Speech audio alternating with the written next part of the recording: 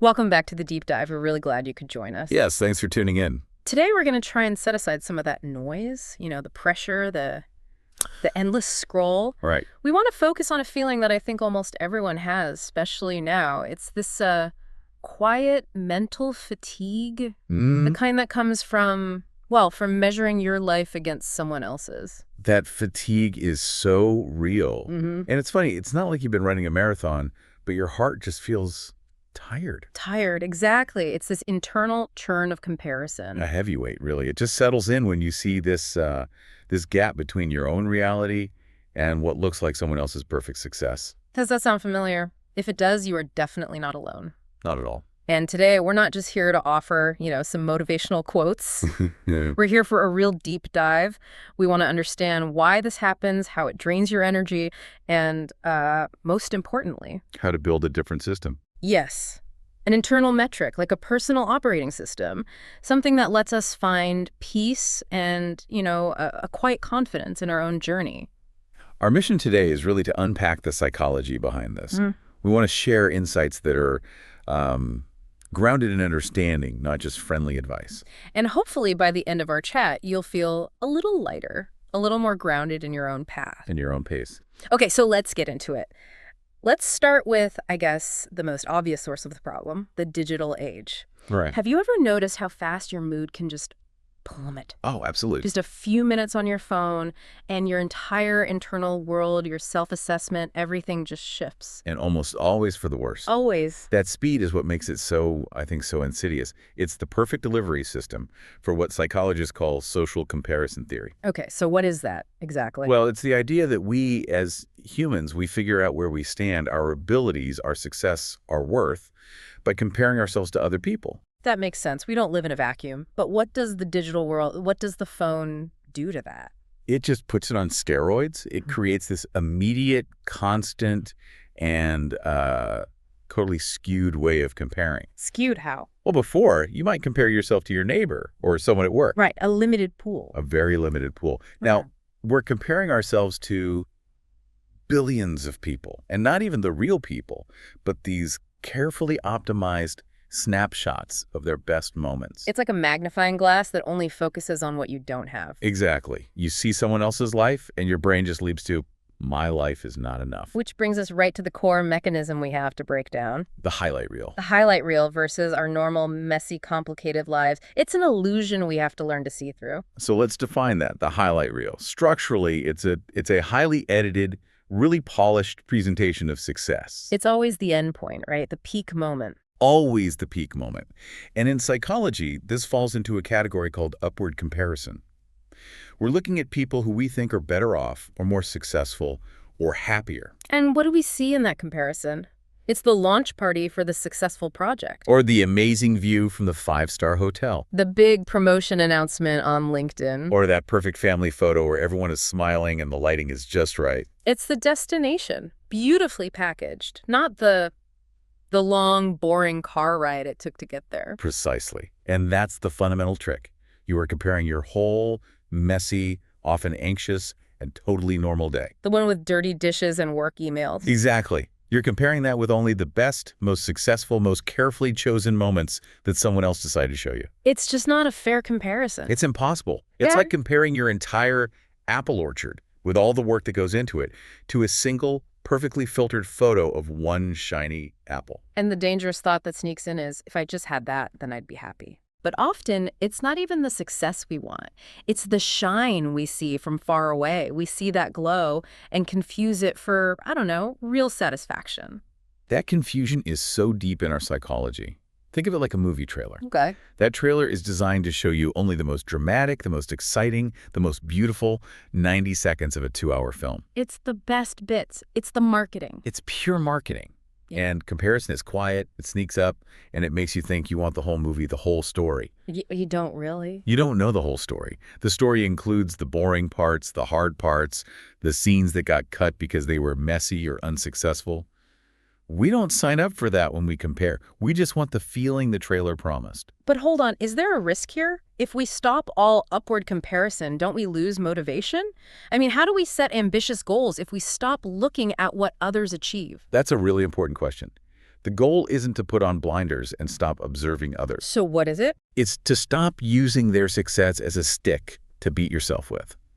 Healthy aspiration looks at someone's success and asks, okay, what principles did they use? What was their process? Ah, so it's about the how. Exactly. Mhm. Unhealthy comparison just looks at the success and asks, why am I not there yet?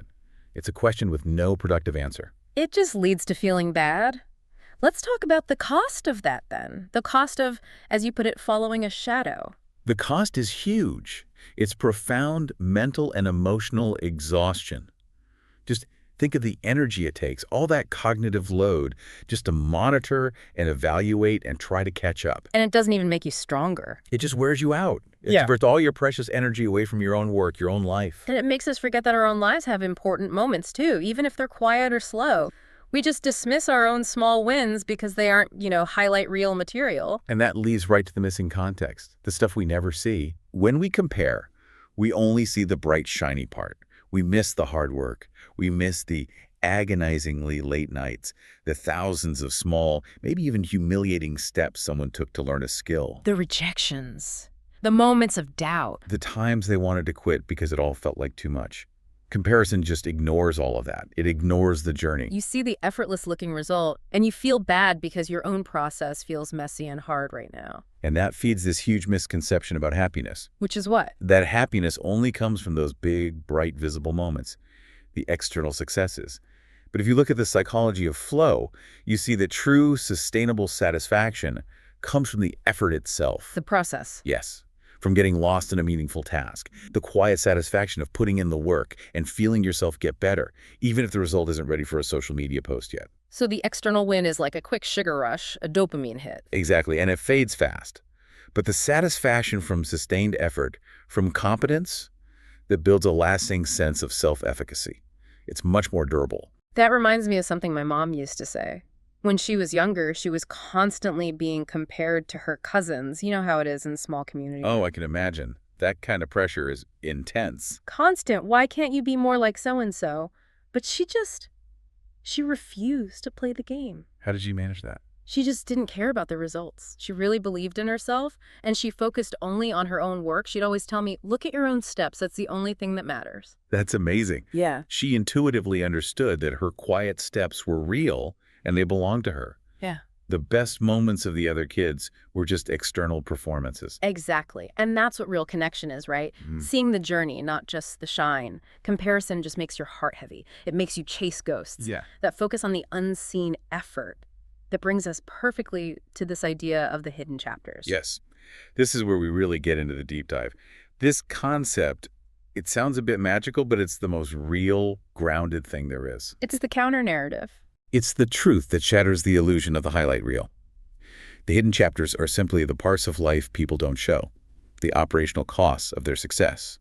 And it's not just about failing before you succeed, is it? It's broader than that. Much broader. We kind of break them down. First, you have the hidden chapters of struggle, the days with huge problems, the nights they felt tired, unsure, the times they almost gave up. Okay, that makes sense. Then you have the hidden chapters of just logistics, the boring stuff. Like what? We see the published book, not the 100 hours spent fighting with formatting or dealing with printers.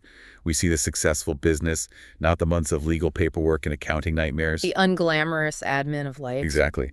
And then maybe the most important ones, the hidden chapters of personal healing. Everyone is dealing with something unseen. Family worries, health issues, healing from past trauma, or just learning to manage their own anxiety. That takes up so much energy. So the trap of perfection is that the flawless-looking result completely covers up all of that. All the effort, all the mistakes, all the life that happened behind the scenes. You see the beautiful polished surface, but you miss the deep foundational work that made it possible. Which is why just being envious of someone's life doesn't really make sense. It's totally irrational. We envy the result without knowing the full price they paid, and if we really knew the depth of their struggle or their sacrifices, we might not envy them at all. Let's make this more concrete. You mentioned a friend who took this amazing trip around the world. The social media posts were just perfect. A perfect example of a highlight reel. Gorgeous photos, constant smiles, exotic locations. Look like a life of effortless freedom. But the hidden chapters tell a different story. A completely different story. The context we didn't see was the financial part. She worked 2, sometimes 3, exhausting jobs for months to save up. Gave up her social life completely. And what about the trip itself? I'm sure it wasn't all perfect sunsets. Not at all. The hidden chapters there were the sheer exhaustion of constant travel. Moments of intense loneliness, thousands of miles from home. Getting sick, getting lost. Food poisoning, yeah. Frustration with language barriers. The low-level stress of just managing your safety in a new place. I promise you, she was deeply tired and stressed at many points on that perfect trip. But on the outside, filtered and framed, it just looked effortless. And that's exactly how comparison gets you. It presents the achievement as a destination, not the end result of a ton of invisible labor. And honestly, trying to figure it all out, trying to calculate how many hidden chapters did they have, it just wastes our own energy. The energy we could be using on our own path. Right. Because it's your hidden chapters, the challenges you face, the effort you put in every day, even when no one is watching, that's what's shaping you. That's your crucible. If you're learning to be patient with a difficult person, that's a hidden chapter of growth. If you're choosing to rest because you're burnt out, that's a hidden chapter of self-preservation. That stuff is your real foundation. So for anyone listening, whenever you feel that pull to compare, just remember, hidden chapters exist for everyone. No one gets the prize without the struggle. The struggle is just off-screen. And that thought, that realization that the journey is demanding for everyone, that's the key to appreciating your own effort so much more. That validation of our own grind, our own effort, it leads us right to this next big emotional hurdle. I know the one. This feeling of being behind in life. It's a heavy one. Yeah. And it's a direct consequence of that unfair comparison we were just talking about. How so? You see someone else's shiny, finished moment, the end of their hidden chapters, Right. and you look at your own messy middle, The small, everyday problems you're still working through. and you compare your input today with their finished output. The result is just immediate stress, exhaustion, sadness, this pressure to catch up to a timeline that was never yours to begin with. And that idea of being behind implies there's one single correct timeline for everyone. A universal path. Yeah. A certain age to have your career figured out, a certain age to buy a house. And if you stray from that path, you're slow. Or worse. You're defective. You're broken. Progress is so harmful. It's a lazy label. It really is. It's a word used by people who haven't taken the time to understand the complexity of another person's life, or who just think everyone has to live the exact same way. The reality is, you are not broken just because your life is moving at a different speed. Not at all. Everyone has these deep complexities, unseen financial issues, family responsibilities that take up all your time and energy, years spent on personal healing. These things aren't detours. They are the path. Your speed is just your speed. It's dictated by your resources, your energy, your responsibilities. And the specific lessons you're learning right now. This constant external race is completely unnecessary. We have to keep reminding ourselves that growth isn't. It's not a straight line. It's not a hockey stick graph going up and to the right. We want it to be, but that's not how life works.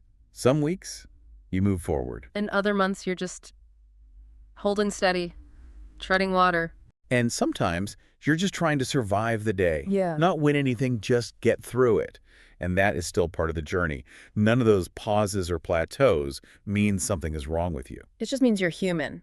You're prioritizing sustainability. I think it's also important to realize that the people who are quick to call others broken or failures, they're often the ones who struggle the most to accept their own bad days. It's often a projection of their own insecurity. It's much easier to judge someone else's slow pace than to face your own deep fear of failing or slowing down. So the key message here is, as long as you have the desire, the intent to move forward, even if it's at a snail's pace. You are not falling behind. The direction of your intent is what matters, not the speed of your feet this particular week. You're not broken, you're growing. Exactly. And meaningful growth, real growth, is often small. It's quiet. It's incredibly slow, like the roots of a giant tree spreading out underground where no one can see them. But that's where the strength comes from. That quiet strengthening matters more than the flashy, visible progress. So if we accept that growth is quiet, how do we even measure it? We're so trained to look for the big external things, the new title, the salary bump. How do we replace that system? We shift from outcome goals to process goals. Stop measuring success by what you've finished and start measuring it by your input. A great way to do this is the rule of 1%. The rule of 1%. Tell me more. Instead of demanding some massive achievement, just ask yourself, did I get 1% better today? That changes the whole game. 1% is that.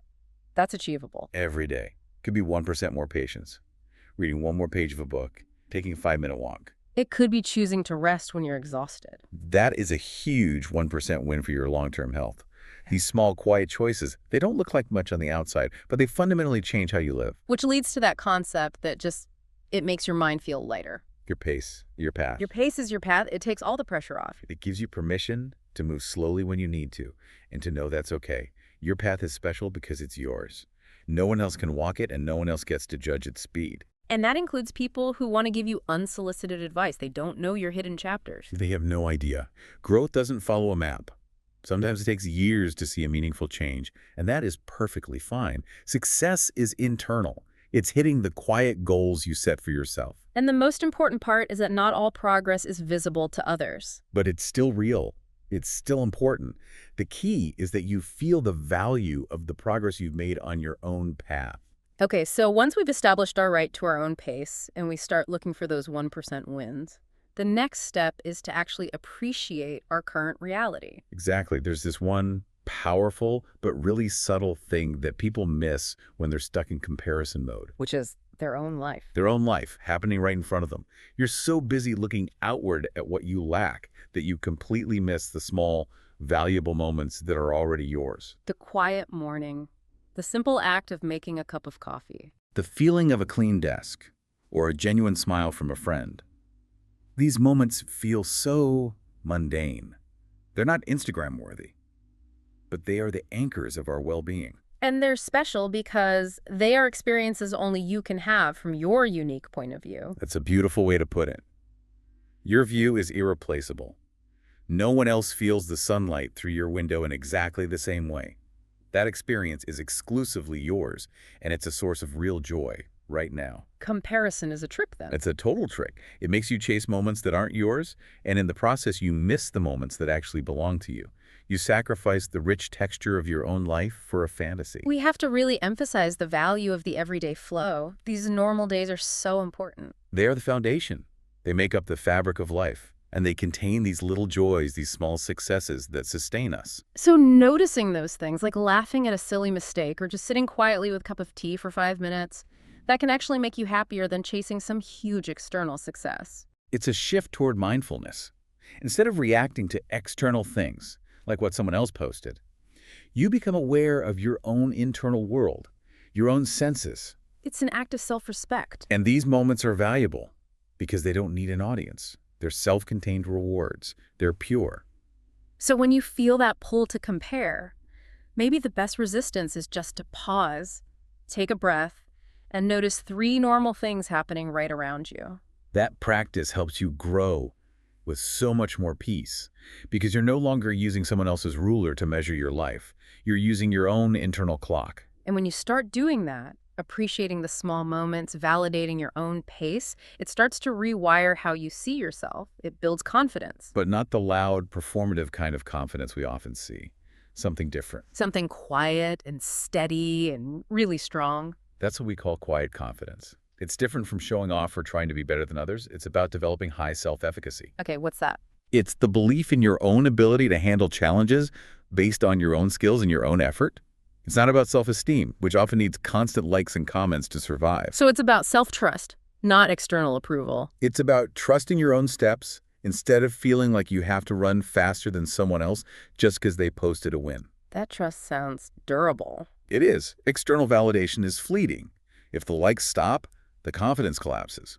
But internal trust, built on your own progress, that's resilient. I remember a friend of mine who really struggled with this. She's in a creative field, and social media just made her feel so small. I can imagine. That's a field where comparison can be absolutely paralyzing. It was. She was always trying to imitate the latest trend she saw online.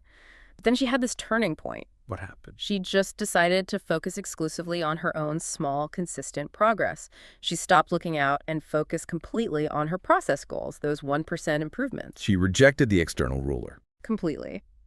And her projects started getting better, of course, but the biggest change was internal.